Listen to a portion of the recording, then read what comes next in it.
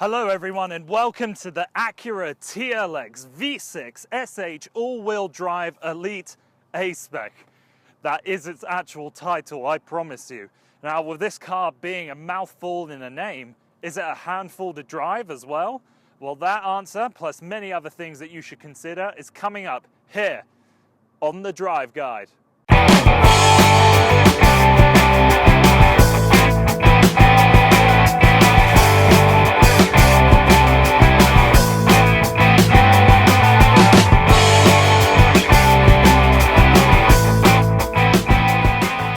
Let's start off by breaking down that hilariously long name. So starting off, V6. This car comes with a 3.5 litre naturally aspirated V6, SH all-wheel drive, that stands for super handling all-wheel drive, and that comes exclusively with this engine that's all mated to a 9-speed automatic gearbox. Then the Elite. So this is the top of the line trim. Finally, we have A-Spec.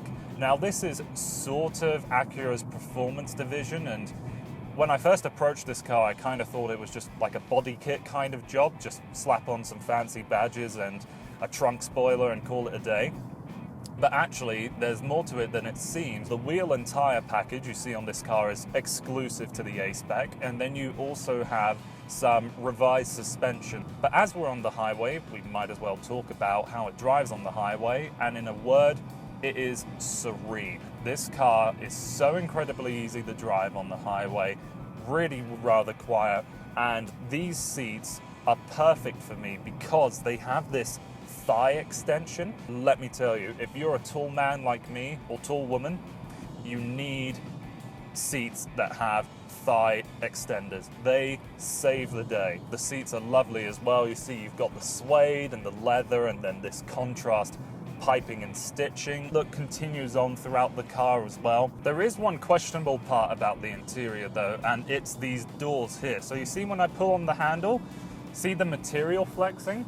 That is the kind of quality that would be inexcusable in an Audi or a Mercedes. And seeing as this car is competing against those kind of brands, that is a very unfortunate flaw with this car. That's not the kind of solidity that luxury car buyers are looking for. I don't really think there are many good-looking sedans on sale today. This car, you know, it's not breaking any boundaries, it's not setting any new rules in terms of design, but it's handsome enough, it gets the job done. I do like the grille. When you look at it face on, to me, it kind of looks like if you were looking directly at a bird and it was spreading its wings.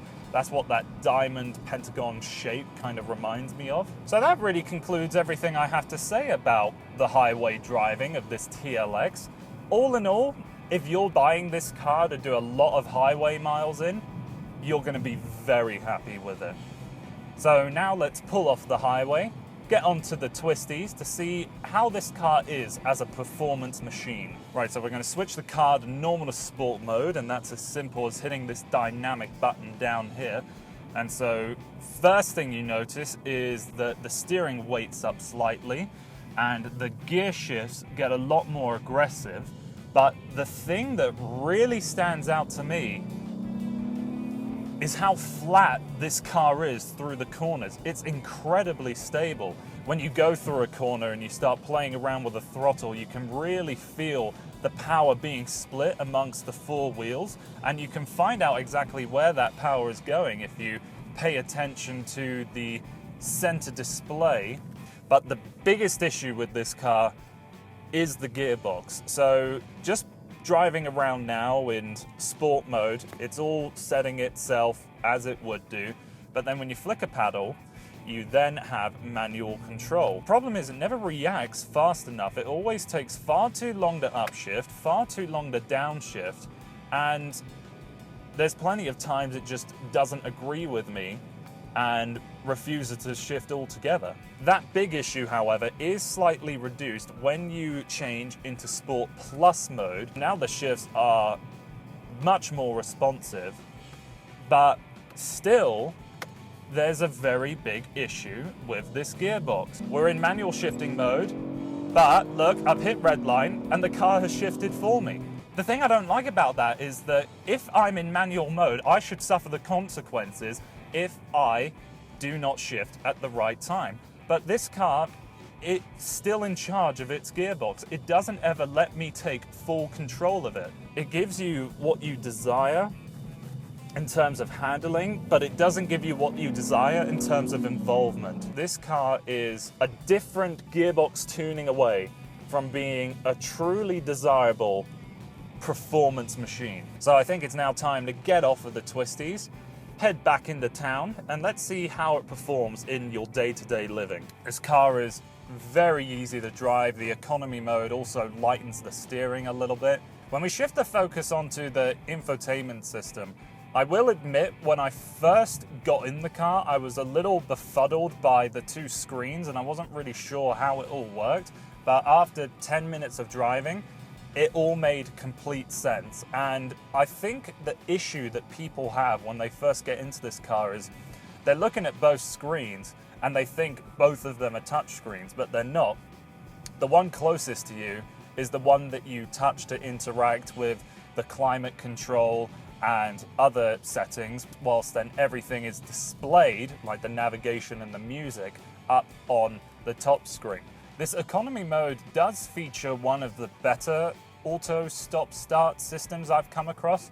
I won't name anyone, but let's just say Alfa Romeo. They have probably the worst stop-start engine system. It takes so long from the engine to come back on after you take your foot off the pedal that it could be measured on the geological time scale. This though, pretty good, but if you do desperately want to turn it off, you can. I do want to note that with this car you do have a heated steering wheel, and this button may very well be the biggest button I've ever seen in a car. Look at it, it's the size of my middle finger. It's huge. So I now think it's time for us to pull over, get out the car and show off its trunk and other interior features that show off this car's practicality. The first thing I want to do when we talk about the practicality of this car is the size of the trunk, because it is ginormous. So let's open it up so you can have a good look inside. See, look at the depth of this. It's huge. You could easily fit 3 sets of golf clubs, 4 sets of golf clubs.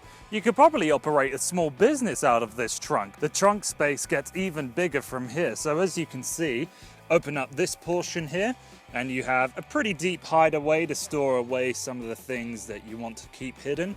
And then open it up further, there's even more space to be revealed, and then under that compartment there is where you house your tire inflation kit. Now, as a 6'4" individual, I very rarely get into the back seat of any car, and I desperately wouldn't want to be in the back seat of this TLX. This seat isn't even in my driving position. It's probably a good 2 inches further up. But as you can see, I have to sit crooked because I don't have any knee room at all. There's very little foot room, and if I really spread out and put my back against the seat, my head touches the ceiling. So if you're above 6 foot, you desperately want to avoid getting into the back seats of this TLX. But there are some nice features. For example, you do have heated outside seats, and the same materials and the design of the front seats come back here too. So this concludes my review of this TLX, and this is actually the first Acura product I've ever driven. And as soon as I picked up this car, I felt relaxed, I felt at peace, and then it rewarded me with a really comforting driving experience going through the highway. But then when I took it into the performance area of this review, it did let me down slightly. I do think the gearbox is the biggest issue with this car, and if they were to completely re-engineer the way those shift paddles interact with the transmission itself to make it more responsive and sharper, I do think this car could be a real contender.